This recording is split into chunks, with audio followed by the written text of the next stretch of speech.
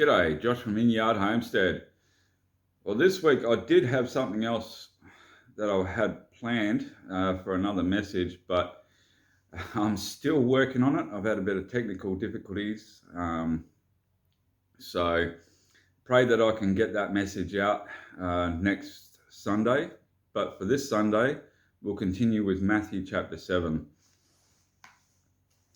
Judge not that you be not judged, for with what judgment you judge, you will be judged.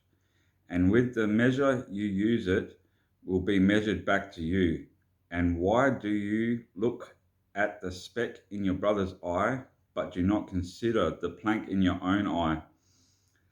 Or how can you say to your brother, let me remove the speck from your eye, and look, a plank is in your own eye? Hypocrite, first remove the plank from your own eye, then you will see clearly to remove the speck from your brother's eye. Do not give what is holy to the dogs, nor cast your pearls before swine, lest they trample them under their feet and turn and tear you in pieces. Ask and it will be given to you. Seek and you will find. Knock and it will be opened to you. For everyone who asks receives, and he who seeks finds, and to him who knocks it will be opened. Or what man is there among you who, if his son asks for bread, will give him a stone? Or if he asks for a fish, will give him a serpent? If you then being evil know how to give good gifts to your children, how much more will your Father who is in heaven give good things to those who ask him? Therefore, whatever you want men to do to you, do also to them, for this is the law and the prophets. Enter by the narrow gate, for it is the gate. Sorry, guys. Enter by the narrow gate, for wide is the gate and broad is the way that leads to destruction. And there are many ways to go in by it, because narrow is the gate and difficult is the way which leads to life, and there are few who find it. Beware of false prophets who come to you in sheep's clothing, but inwardly they are ravenous wolves. You will know them by their fruits. Do men gather grapes from thorn bushes or figs from thistles? Even so, every good tree bears good fruit, but a bad tree bears bad fruit. A good tree cannot bear bad fruit, nor can a bad tree bear good fruit. Every tree that does not bear good fruit is cut down and thrown into the fire. Therefore, by their fruits you will know them.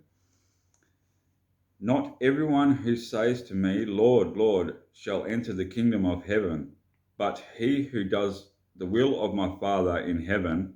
Many will say to me in the day, Lord, Lord, have we not prophesied in your name, cast out demons in your name, and done many wonders in your name? And then I will declare to them, I never knew you. Depart from me, you who have practiced lawlessness. Therefore, whoever hears these sayings of mine and does them, I will liken him to a wise man who built his house on the rock. And the rain descended, the floods came, and the winds blew and beat on the house, and it did not fall, for it was founded on the rock.